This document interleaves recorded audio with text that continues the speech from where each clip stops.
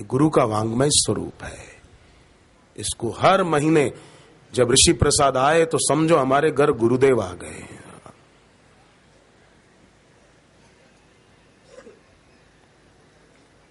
बहुत हितकारी पत्रिका है ऋषि प्रसाद। वेदों, उपनिषदों, गीता का, पुराणों का और स्मृति ग्रंथों का सार है ऋषि प्रसाद। पढ़ो, पढ़ाओ दूसरों को। राष्ट्र उत्थान की दैवी प्रवृत्ति है। इससे हमारे राष्ट्र सुख का संवर्धन होगा। हमारे राष्ट्र में राम राज्य की स्थापना होगी। नेताओं से राम राज्य होगा कभी? राम कहो राम, नेताओं से कभी राम राज्य नहीं हो सकता। एक नेता से किसी ने पूछा, चुनाव के दिन थे, कि साहब अगर आपकी पार्टी का आदमी आपकी पार्टी छोड़कर दूसरी पार्टी में शामिल हो जाए तो आप उसको क्या कहोगे? क्योंकि नेता दल बदलने में बहुत होशियार होते हैं, तुरंत कब बदल दे कोई भरोसा नहीं उनका। देखे कि हाँ इस पार्टी का जरा ज्यादा है तो चल चल मेरे भैया, तुरंत दल बदल। तो पूछा, आपकी पार्टी का आदमी आपकी पार्टी छोड़कर दूसरी पार्टी में चला जाता, आप उसको क्या कहोगे? बोले गद्दार। गरज कर बोला गद्दार। अच्छा, दूसरी पार्टी का आदमी उसकी पार्टी छोड़कर आपकी पार्टी में शामिल हो जाए तो आप उसको क्या कहोगे? बोले हृदय परिवर्तन। हृदय परिवर्तन। खुश होता हुआ बोला, बोलो अपनी पार्टी का जाए तो गद्दार है और दूसरी पार्टी का आ जाए तो हृदय परिवर्तन। स्वार्थ मीत सकल जग माही, स्वप्ने प्रभु परमार्थ नाही। स्वार्थ। एक आदमी ने किसी को पूछा कि चुनाव के दिनों में नेता लोग वायदे करते हैं, वो पूरे क्यों नहीं करते? बोले अगले चुनाव में फिर से बोलेंगे कि हम ये वादा करते हैं, हम ये वादा करते हैं, हम ये वादा करते हैं। सड़कें भले टूटी रहे बनारस की चारों तरफ की, और लोग बेचारे परेशान हो, लोगों की गाड़ियां खराब हो, मिट्टी उड़े तो बाल खराब हो, शैम्पू का खर्चा ज्यादा हो, मिट्टी उड़ने से कपड़े खराब हो तो कपड़े धोने में साबुन का खर्चा ज्यादा हो। नेताओं को समझना चाहिए प्रजा को कितनी तकलीफ होती है। शैम्पू साबुन का खर्चा बढ़ जाता है। बोलो इसमें किसी को शंका है बहनों? मिट्टी उड़ेगी, श्वास के द्वारा अंदर जाएगी, अस्थमा होगा, टीबी की बीमारी होगी। ये डस्ट अंदर जाएगी तो बड़ा बड़ा खतरा करती है, फेफड़ों की बीमारी होगी।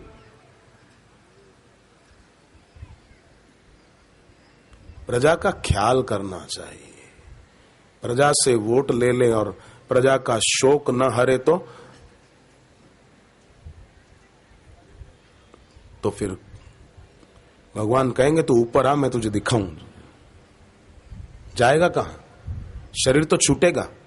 मृत्यु तो एक दिन पक्की होनी है। जैसे बनारस में हम आए हैं, तो मैं वाराणसी का रहने वाला तो नहीं हूं। आप में से भी कई लोग ऐसे हैं जो वाराणसी के रहने वाले नहीं, बाहर से आए हैं।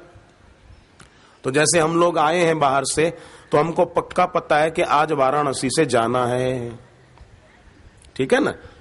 ऐसे ही संसार में आए हैं जन्म लेकर, तो एक दिन यहां से जाना है, ये बात पक्की है। जैसे इस जगह पर आए हैं तो जाना है ना भाई, यहां थोड़ी बैठे रहेंगे। सत्संग पूरा होगा चल देंगे शाम को। ऐसे ही संसार में आए हैं तो जाना है। विवेक को जागृत रखना है कि मुझे भक्ति बढ़ानी है, दीक्षा लेकर नाम की कमाई करनी है, अपना उद्धार करना है, अपनी उन्नति करनी है, मरने से पहले हमारा आत्मा का अनुभव करना है। और ऐसे गुरुदेव, मैं बात पूरी करूं, उस भाई साहब को, रविंद्र शर्मा उनका नाम, भगवान शिव जी ने कहा, बचपन से जिनकी उपासना की, उन्होंने कहा कि मैं तुझे मिलने वाला हूं। कुछ दिन बीते तो गुरुदेव के सत्संग में वो गए। पहली बार दिल्ली में सत्संग था, वो आए, सत्संग सुना। गुरुदेव का एक एक वचन जो गुरुदेव से दिल से परमात्मा को छूकर आ रहा था, परमात्मा को छूकर आती हुई वाणी उन साधक के दिल को छू गई और भाव समाधि लग गई। आंखों से भगवान भोलानाथ की याद में आंसू बहे कि भगवान ने कहा था मैं तुझे मिलने वाला हूं। फिर तो उन्होंने दीक्षा भी ले ली, दीक्षा ले ली और जप करने लगे। बापूजी दीक्षा में शिव जी का नाम भी देते हैं। जप करने लगे मंदिर में बैठे माला घुमा रहे थे तो गुरु भगवान शिव जी ने कहा, देखा मैंने तुझे कहा था ना मैं तुझे मिलने वाला हूं, मैंने कहा था ना मैं मिलने वाला हूं। यो गुरु स शिव प्रोक्तो। फिर क्या हुआ सुनिएगा। उनको एक ज्योतिषी ने कहा था कि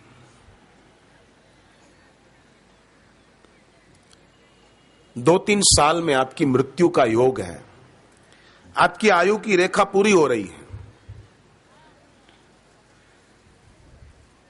उन्होंने कहा ठीक है। चिंता दीन दयाल को, मोह मन सदा आनंद। मैं काहे को चिंता करूं, जिसने मुझे जीवन दिया उसकी मर्जी, लेना है तो ले ले, रखना है तो रखे। मैं तो उनकी शरण में हूं। श्रवण सुजस सुनी आयऊ। मैं तो उनका सुजस सुनकर उनकी शरण में आया हूं, उनकी मर्जी। त्राहि त्राहि आरती हरण, शरण सुखद रघुवीर। जो होगा देखा जाएगा, लगन तुमसे लगा बैठे, जो होगा देखा जाएगा। क्या है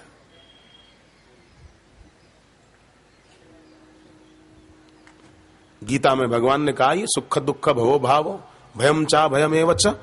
सुख भी मैं देता हूं, दुख भी मैं देता हूं, जन्म भी मैं देता हूं, मृत्यु भी मैं देता हूं। घबराने की क्या बात है। वो तो अपना गुरु मंत्र जपते रहे। गुरुदेव से एक आध बार बात हुई तो सेवा साधना में और बरकत आ गई उनकी। ज्योतिषी ने कहा था 2-3 साल में आपकी आयु की रेखा पूरी हो रही है। उस घटना को 10 साल बीत गए। फिर वो ज्योतिषी जी महाराज एक दिन मिल गए। अरे आप अभी तक जिंदा हो? बोले हाँ हाँ साहब, क्या बात है, आपका इरादा क्या है?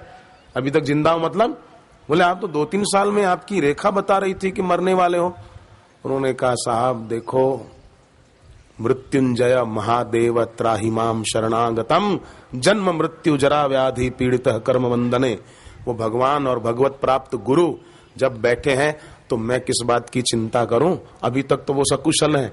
उस बात को 12-13 साल अब बीत गए। 2-3 साल में मर जाओगे, अभी तक बैठे हैं। तो कई बार तो कुछ लोग सामने वाले पर प्रभाव डालने के लिए कुछ भी बोल देते हैं। ये हो जाएगा, वो हो जाएगा। अरे हो जाएगा तो हो जाने दो।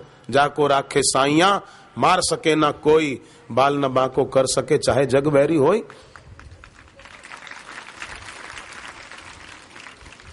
तो अपने इष्ट में, अपने आराध्य में, अपने सदगुरु में पूर्ण निष्ठा। शबरी देवी की कैसी निष्ठा। अपने गुरु के चरणों में राम जी आए हैं और शबरी को गुरु की याद आ रही है। मीरा की कैसी निष्ठा अपने गुरु के चरणों में। मोहे लागी लगन गुरु चरणन की, मोहे लागी लगन गुरु चरणन की, मोहे लागी लगन गुरु चरणन की, मोहे लागी लगन गुरु चरणन की। चरण बिना मोहे कछु नहीं भावे, चरण बिना मोहे कछु नहीं भावे। झूठी माया सब सपनन की, झूठी माया सब सपनन की। मोहे लागी लगन गुरु चरणन की, मोहे लागी लगन गुरु चरणन की।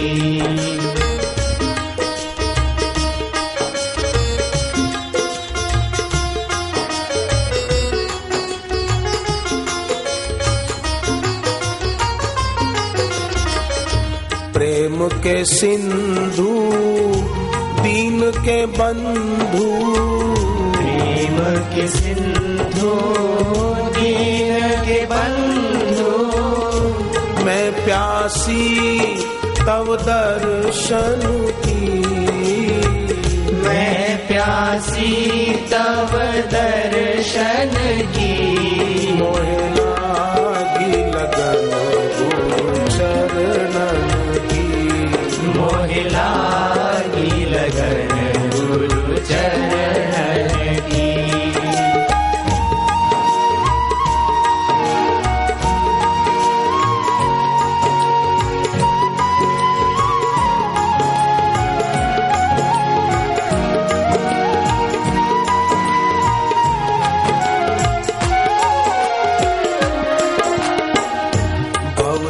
सागर अब सूख गयो है, भव सागर अब सूख गयो है। भव सागर सूख गयो माना अब पाप की वासना खत्म हो गई, क्योंकि अविद्या गई गुरु की विद्या से। अविद्या गई तो पाप की वासना गई। पाप की वासना अज्ञान के कारण उठती है। आईने में चेहरा दिखता है पर है नहीं। पूनम की रात सरोवर में चंद्रमा का प्रतिबिंब दिखे पर है नहीं। ऐसे ही संसार में सुख दिखता है पर है नहीं। अज्ञान के कारण दिख रहा था। अज्ञान था इसलिए बच्चा मिट्टी का खिलौने का आम चाट रहा था। मां ने असली आम दे दिया तो मिट्टी का आम छोड़ दिया। ऐसे ही गुरु के ज्ञान से ये अज्ञान चला गया। पाप की वासना गई तो आदमी पाप नहीं करेगा। पाप नहीं करेगा तो नरक में क्यों जाएगा, जन्म मरण में क्यों पड़ेगा। इच्छाएं ही तो जन्म मरण में ले जाती है। जैसे बाजार से कोई चीज खरीदी, पैसे अभी हैं जेब में, पर्स में, पर अब और कोई चीज खरीदने की इच्छा नहीं है तो घर जाकर सो गए। पर चीज खरीदने की इच्छा है, पैसे खत्म हो गए। घर जाकर पैसे लेकर दोबारा बाजार आएंगे। ऐसे ही आयु पूरी हो गई पर संसार की इच्छाएं भोगनी अभी बाकी हैं। कोई इच्छा है तो दोबारा कोई उम्र लेकर, कोई जन्म लेकर फिर से आएंगे। फिर चाहे 4 पैर वाला शरीर, चाहे 8 पैर वाला शरीर। इच्छाएं पूरी करने के लिए जीव कोई भी शरीर लेने को तैयार हो जाता है, मेरी इच्छा पूरी हो बस। पर सद्गुरु मिल जाए और गुरु की विद्या मिले, गुरु का मंत्र मिले तो क्या होता है। मीरा कहती है, भव सागर अब सूख गयो है, भव सागर अब सूख गयो है। फिकर नहीं मोहे तरनन की, फिकर नहीं मोहे तरनन की। मोहे लागी लगन गुरु चरणन की, मोहे लागी लगन गुरु चरणन की। हरे राम राम राम हरे हरे, हरे राम राम राम हरे हरे। हरे कृष्णा कृष्णा कृष्णा हरे हरे। हरे कृष्णा कृष्णा कृष्णा हरे हरे। हरे राम राम राम हरे हरे। हरे राम राम राम हरे हरे। हरे कृष्णा कृष्णा कृष्णा हरे हरे। हरे कृष्णा कृष्णा कृष्णा हरे हरे। मोहे लागी लगन गुरु चरणन की, मोहे लागी लगन गुरु चरणन की।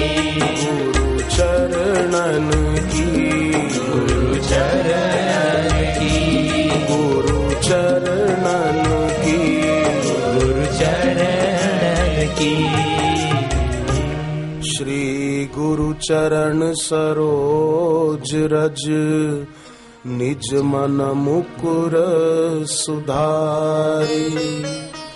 बरनौ रघुवर विमल जसु, जो दायक फल चारी।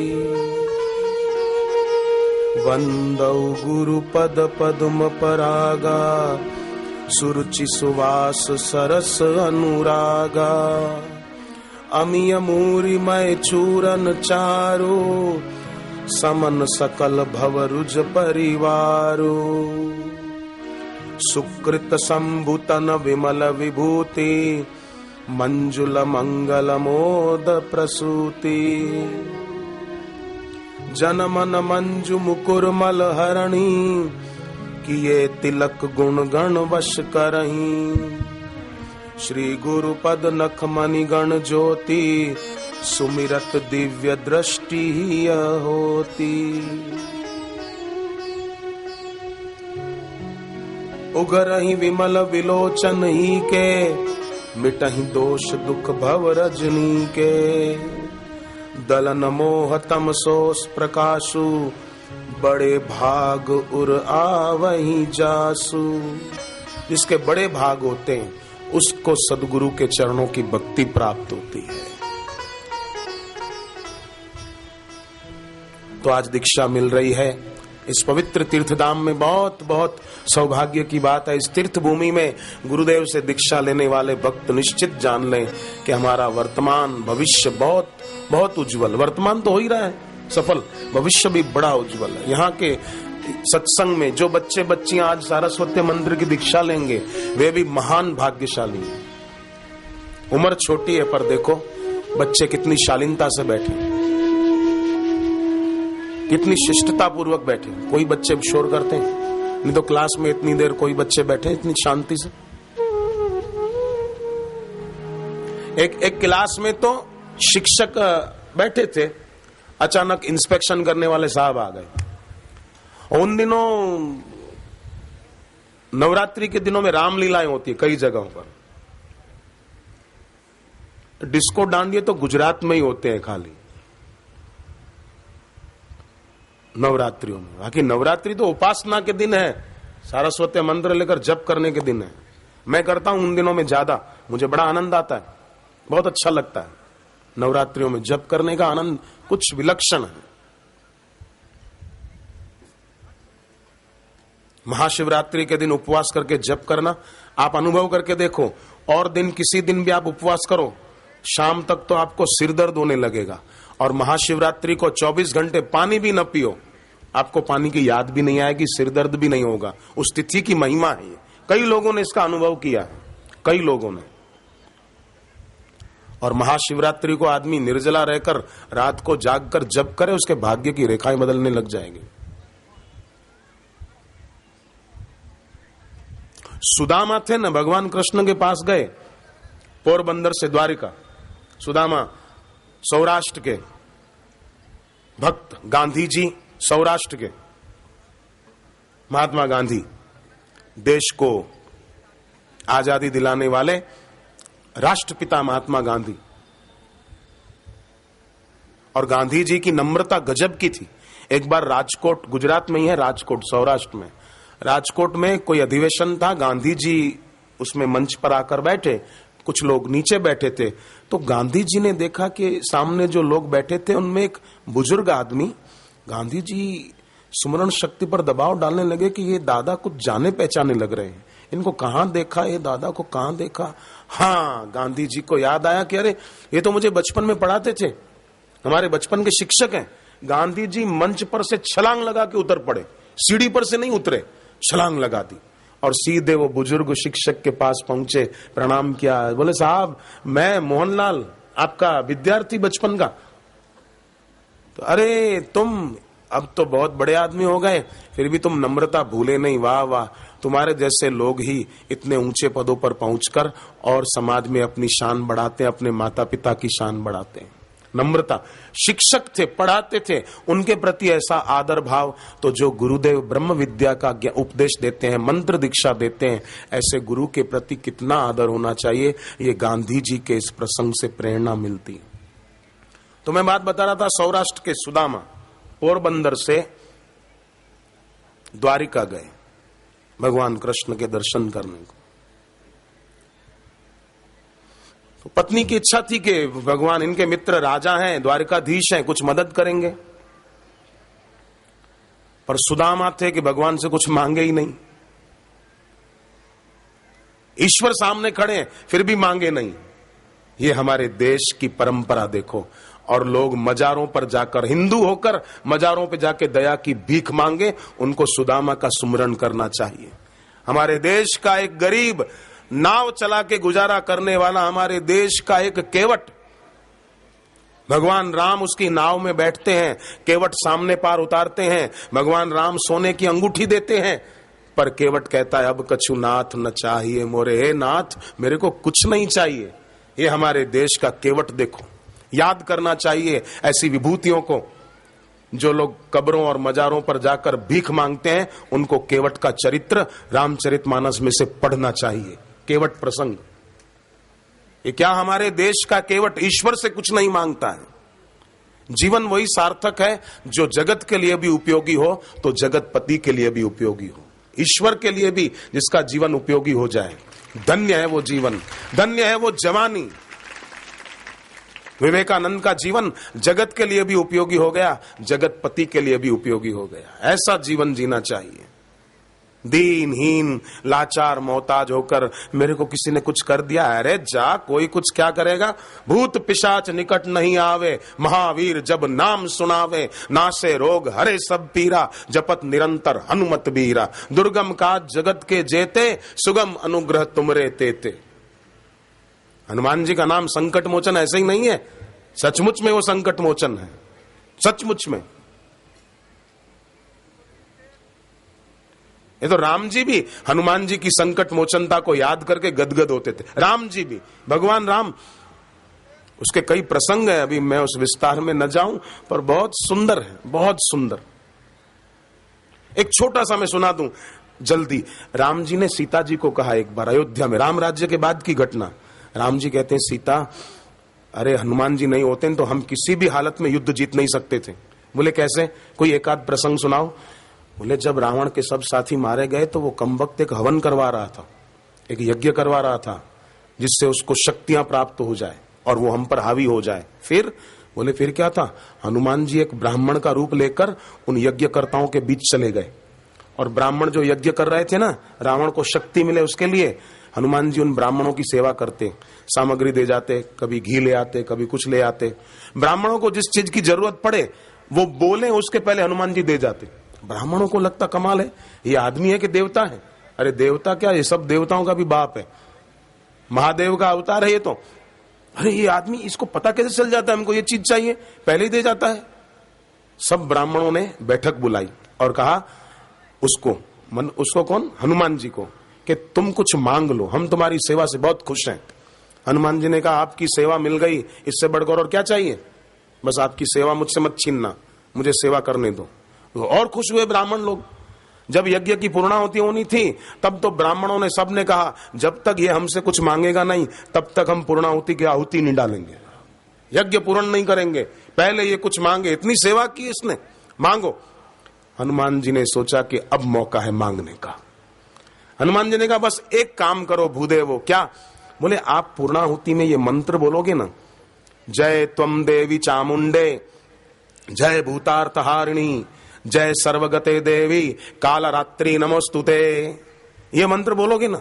ब्राह्मणों को लगा कि इसको ये भी पता चल गया कि हम कौन सा मंत्र बोलकर पूरा करने वाले हैं। हाँ तो बोलो इसमें क्या करें। हनुमान जी ने कहा एक अक्षर बदल दो बस इस मंत्र में। अरे तुम कहो तो पूरा मंत्र बदल देगा। नहीं, हनुमान जी ने कहा एक अक्षर। कौन सा? बोले जय भूतार्थ हारिणी बोलोगे ना, उसके बदले कारिणी बोलो। तो हारिणी मतलब पीड़ा हरने वाली, रावण की, रावण के लिए यज्ञ हो रहा था, पीड़ा हरने वाली, पर कारिणी का हो गया पीड़ा करने वाली, दे रावण को पीड़ा। जय भूतार्थ कारिणी। ब्राह्मणों ने कहा जो आदेश, और हनुमान जी के कहे अनुसार जय भूतार्थ कारिणी, आहुतियां डाली, रावण की पीड़ा बढ़ गई। राम जी सीता जी को कहते हैं ऐसे हनुमान जी ने हमको कदम कदम पे मदद की, वो अगर नहीं होते तो हम युद्ध जीत नहीं सकते थे। प्रति उपकार करऊं का तोरा, सन्मुख हो न सके मुख मोरा, सुन सुत तो ही उऋण मैं नाही। राम जी हनुमान जी को कहते हैं कि पुत्र, पुत्र प्यार से कहते हैं कि हम तुम्हारे ऋण से कभी उऋण नहीं हो सकते। ऐसे हनुमान जी के होते हुए लोग मजारों पर जाकर दया की भीख मांगे, बड़े शर्म की बात है। काशी विश्वनाथ भगवान के होते हुए कहीं और जाकर दया की भीख मांगे, बड़े शर्म की बात है। ऐसे समर्थ बापू जैसे सदगुरु के होते हुए कहीं और दया की भीख मांगे, बड़े शर्म की बात है। गुरु समर्थ है। मैं आपको क्या बताऊं, बापू जी के पास एक पति पत्नी आए, शादी के 32 साल बीत गए, संतान नहीं थी। बापू जी ने उनको मंत्र दिया, प्रसाद दिया, आशीर्वाद दिया, 32 साल बीते, उनको बेटा हुआ, दूसरी संतान बेटी है, बेटा बेटी 2 है। पानीपत हरियाणा में एक पति पत्नी, शादी के 9 साल बीते, संतान नहीं थी, शिविर में आते थे, सत्संग सुनते थे, दीक्षा ली, जुड़वा बच्चे हुए और एक बेटा एक बेटी, भाई बहन साथ में जन्मे। बिल्कुल मैं सत्य बातें बता रहा हूं, कहानियां नहीं सुना रहा हूं। ये दूसरों को मिलावट करके वो सुनाता है जिसको दूसरों को प्रभावित करना है, और दूसरों को प्रभावित वो करना चाहता है जिसको दूसरों से कुछ लेना है। मुझे आपसे कुछ लेना नहीं है, चाहिए भी नहीं, और मैं आपसे कभी कुछ मांगूं तो आप मुझे मेरे बापू का शिष्य मत मानना। कभी भी एक पैसा भी मांगूं, मुझे मेरे गुरु का शिष्य मत मानना। मुझे कुछ नहीं चाहिए। तो ऐसे कई हैं, मैं कितनों की बातें बताऊं।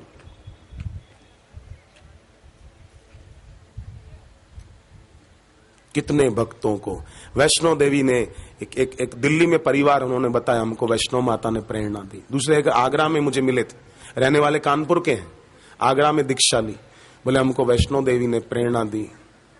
हम वैष्णो देवी जाते थे हर साल, वहां स्वप्ने में एक महापुरुष के दर्शन होते थे, जहां रात को रुकते थे और सुबह माता के दर्शन करने होते थे मंदिर में। वैष्णो देवी जम्मू से आगे, और जब भी हर साल जाते थे वैष्णो देवी, और जब भी रात को सोते तो स्वप्ने में एक महापुरुष के दर्शन होते।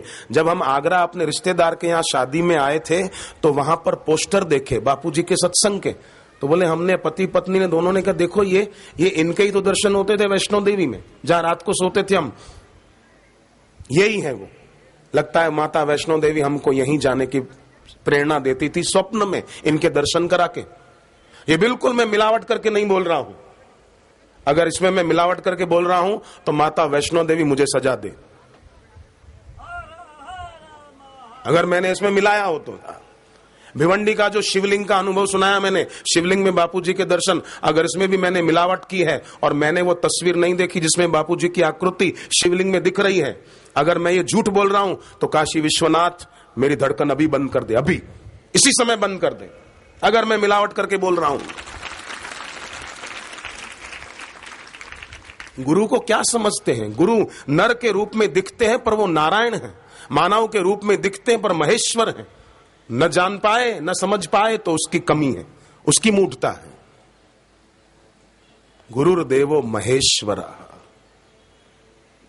वो मंदिर में शिव जी ने प्रेरणा दी रविंद्र शर्मा जी की, अगर मैं इसमें भी मिलावट करके बोल रहा हूं तो महादेव अभी मुझे सजा दे। यो गुरु स शिव प्रोक्तो यह शिव स गुरु स्मृतः, ये शास्त्र वचन है।